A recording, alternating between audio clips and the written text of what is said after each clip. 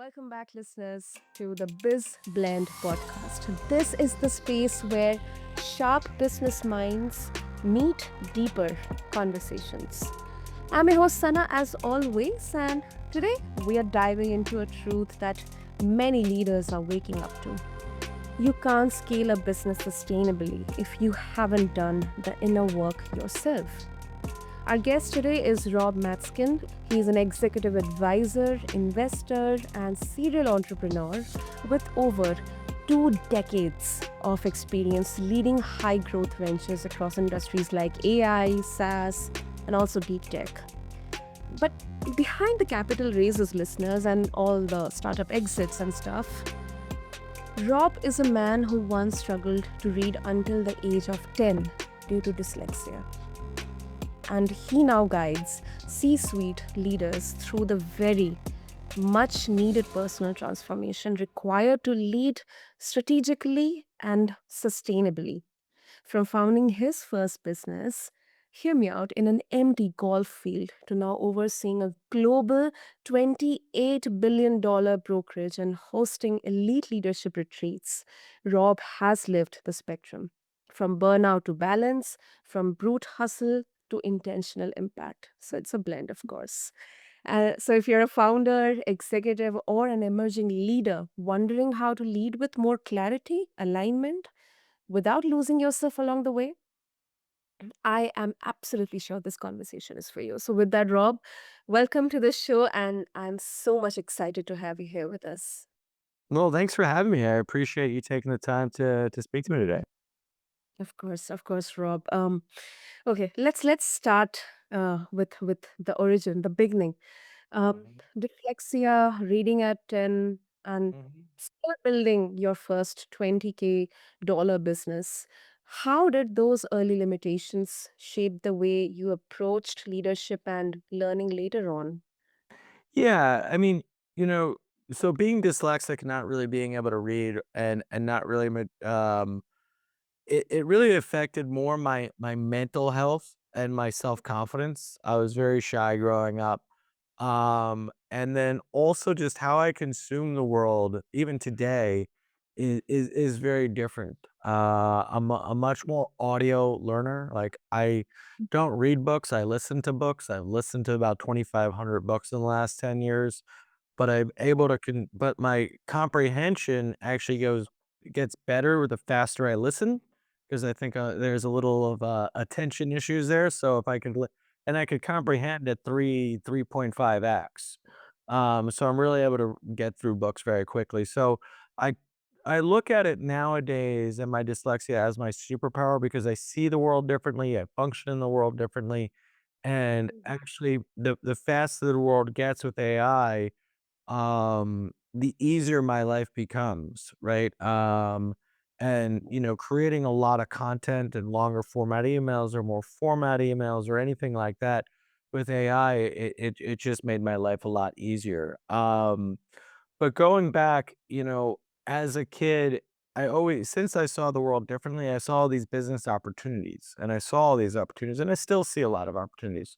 So like you mentioned, my first entrepreneurial venture wasn't the lemonade stand, but I actually started a parking lot in my parents' front yard when the US Open golf tournament came a mile down the road. And we were able to charge quite a bit of money.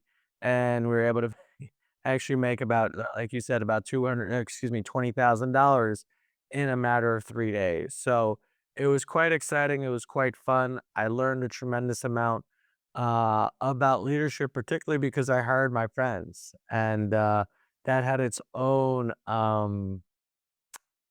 challenges to navigate. Doing that as well, working with your best friend and your girlfriend, and them having to do things the way it needed to be done. So it was always challenging in that sense. I can imagine that. How was it? I mean, how did you communicate with them? Because uh, your best friend or girlfriend would say, "No, don't order me. Just tell me what to do, but don't order me what to do." I mean, how did he communicate? Because that can be really, really tough, especially for family-led businesses. Well, I happen to grow up in a family business. That's a whole other story. But So with my friends, I communicated with them very poorly. I don't think that relationship ever really recovered, but it was already on the way out. So, but communicating with family and communicating with friends when money's involved and when business is involved, it's really tough, right? I work with a lot of family offices actually just on these subjects alone. I grew up in my family business and they always saw me as the 14-year-old kid. Even when I was in my mid 20s, I remember going to my dad, and I guess this had to be like 2010, maybe 2009. And I go, "Dad, we could use some more sales. Why don't we try this thing called, Google marketing and Google Ads?" And he's like, "How much do you want to spend on that?" I'm like, "I don't know. We could start with like $20 a day." He's like, "You want to waste $20 a day?" And I'm like, so it's just always interesting trying to do things differently, and everybody's set in their way. So, family communication and leadership always has its own nuances, and it's, less about the communication and more about the actions. Wow, that's a good one. That's a good one, Rob. Nice. Wonderful, wonderful. Okay. And now fast forward. I mean, now, if we talk about your recent journey and your work, you have worked with companies navigating complex scaling and then capital strategy also. And I think these two aspects they hold more relevance when we talk about startups. Um, and smaller or medium businesses, Mhm. what see missing in especially the executive teams who kind of skip the inner work, or maybe it could be one of the Yeah. reasons. Yeah, so the biggest thing that I did in my 20s, and I missed out on a lot of opportunities, particularly around funding in my 20s, because I had a few syndromes. One was called Superman syndrome, where I knew I could do anything better than anybody else in the company, and I could because I was more passionate, more dedicated. But on any given day, I had about 60 things to do, and I could probably do one or two things better than anybody else. So I didn't really delegate very well, and I was very cocky and overconfident. But where it pertains to fundraising is I also didn't want to be coachable. I didn't want to hear other people's advice or opinions, and I knew what was best. And I think that's the biggest mistake that I made then. It's a trap that I fall into now, but, sometimes all I do know what's best and through my experience. So it is also as navigate, but I still need to be coachable, or I still need to give the perception that I'm coachable, and I need to go through at least the exercise of being coachable, but I could still come back to the same conclusion after going through that exercise, right? And investors and advisors and employees, everybody wants to be heard. Everybody has an opinion just like me, that I think my opinion is the most valuable, or I think my conclusion is the right one. So if you're not coachable, you're not really investable, because if somebody's going to give you any size check, they want to at least know that they're going to be heard and probably listened to, right? And that all depends on the contract and what the relationship is. But I think that's the biggest thing that I see, especially with the younger founders, is you have to be coachable, you have to listen, you have to entertain people. Um, yeah, and being that cocky founder isn't going to get you anywhere, whether you're right or wrong. And that goes across the board with leadership. Your employees, everybody wants to be heard, everybody wants to be valued.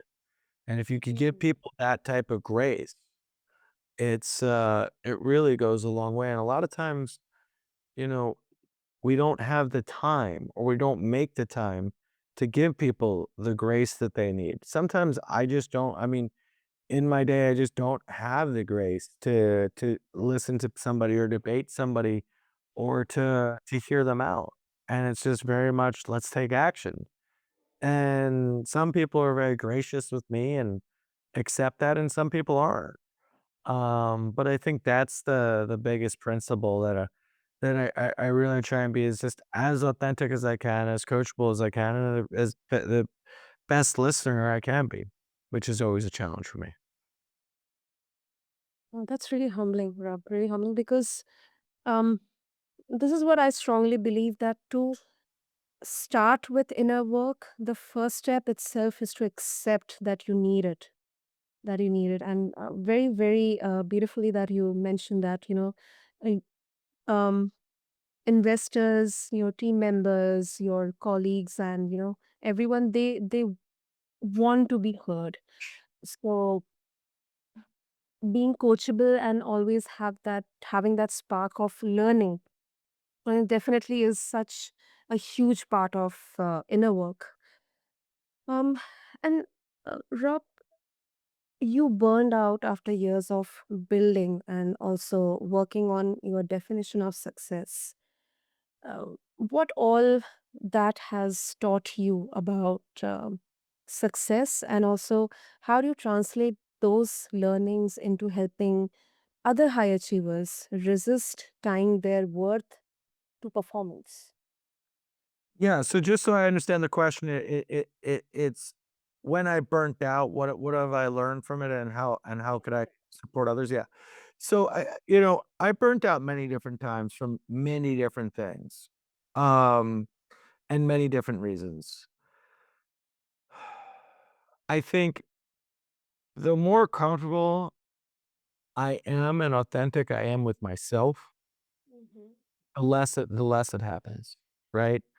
Um, and why I say and I start with that is the conversations that I have with myself are the most important conversations I'm ever gonna have.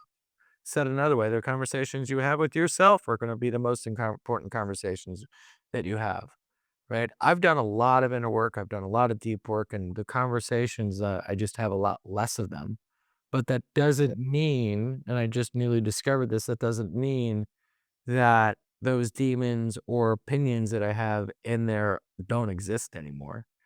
So there's always different layers of my journey. But I think the things that burn me out the most is the stress, is the not knowing, is the uncertainty.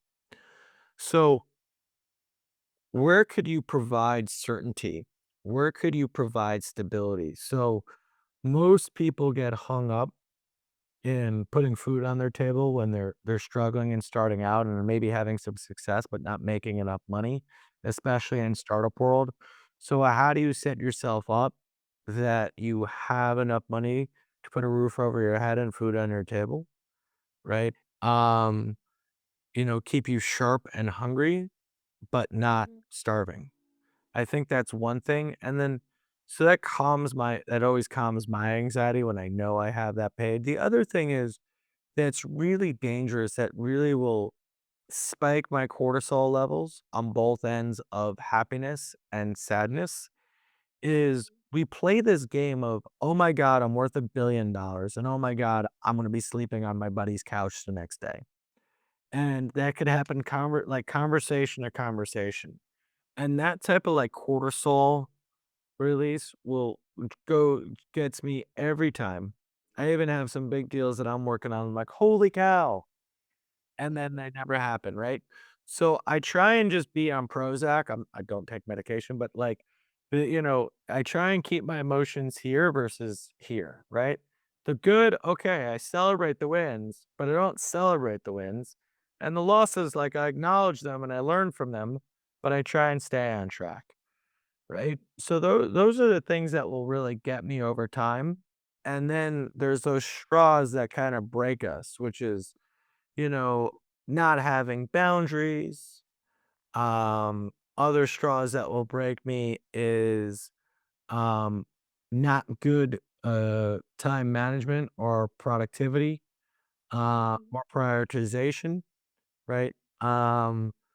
I think what gets if I structure my day, I have a tremendous amount of freedom. And as long as I know I have structure and freedom in my day, and as long as I know I have food on my table and a roof over my head and the potential to have success, Mhm. I'm good.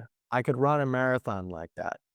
But when I have to sprint and I have to throw that thing over the fence every time and it has to be a bloody miracle, Mhm. That's when I burn out. Mm, mm. Once again, it's quite humbling. Have there been any moments like this, Rob, where you found yourself, being surprised, learning about, and these usually come from the experiences that we have, or the conversations, the people that you get to meet while in your retreats, or in your coaching, or consulting, that something that you have learned or you knew maybe is not the right way of leading or working, or anything like that. So just so I understand the question, in my travels and networking, have I ever run across somebody or some ideas that I agreed with or I disagreed with? So I Disagreed. disagreed with it. I Disagreed. haven't. Yeah, I mean, I just this weekend somebody was talking to me about something geopolitical, and I actually happen to be a geopolitical nerd and amateur expert, which is contradictory, I know, but I happen to know a thing or two. And they started sharing their opinions, and wow, not only did I feel that they are wrong, I felt that they're very misinformed, and that's a very radical opinion.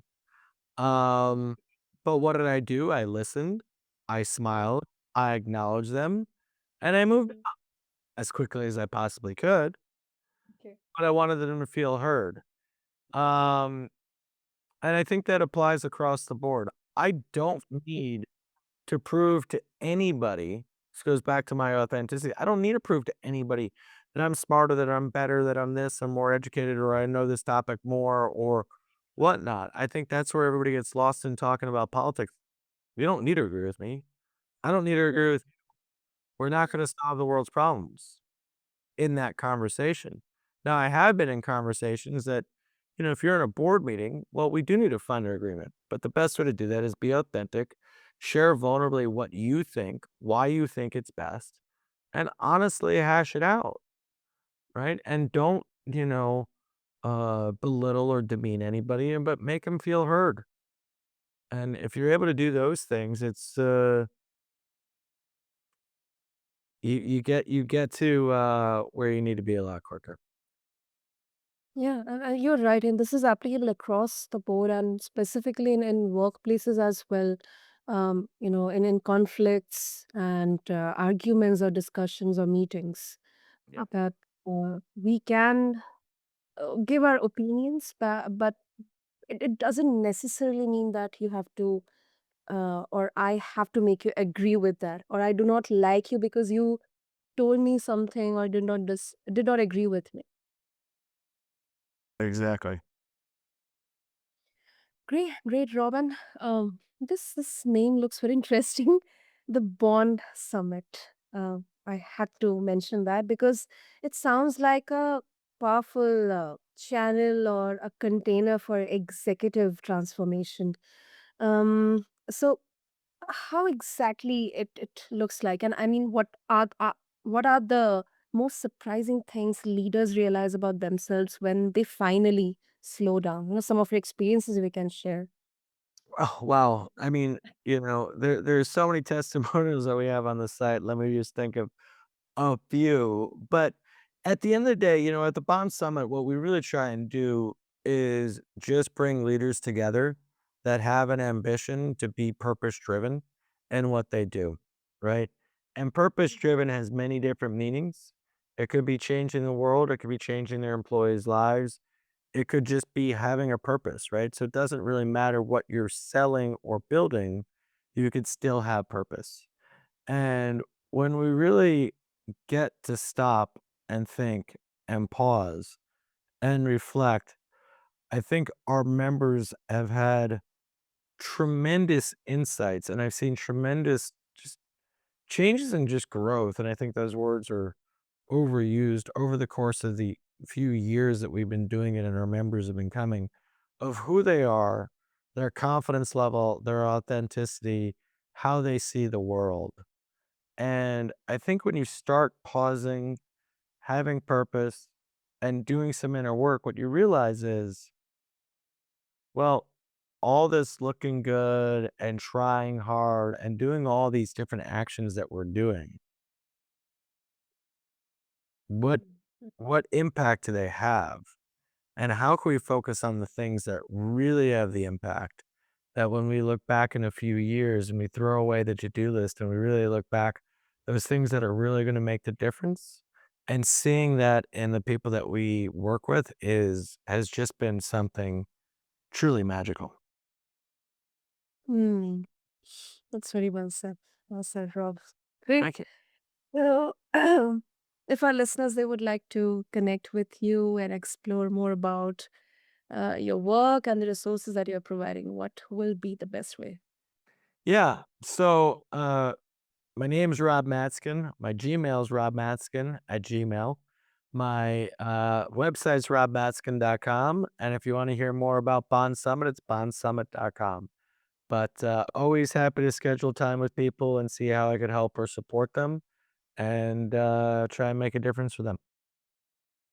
Wonderful. I'll make sure to have all the details and links in the show notes for our listeners to easily connect with you, Rob. And this was such a great one because not only we talked about strategies, but you also brought heart to the table. So thank you so much. My pleasure. Thanks for having me. I appreciate your questions, your insight, and what you're doing here. Thank you. Thank you, Rob. And to all the listeners, thank you for being a part of this blend. If today's episode has connected with you, or if it has struck a chord with you, do share it with a founder or a leader who is scaling fast and needs to hear that you don't have to lose yourself to lead successfully. And to connect with Rob and to know more about the Bond Summit, just refer to the show notes along with this episode. Until next time, keep blending clarity with action. Thank you.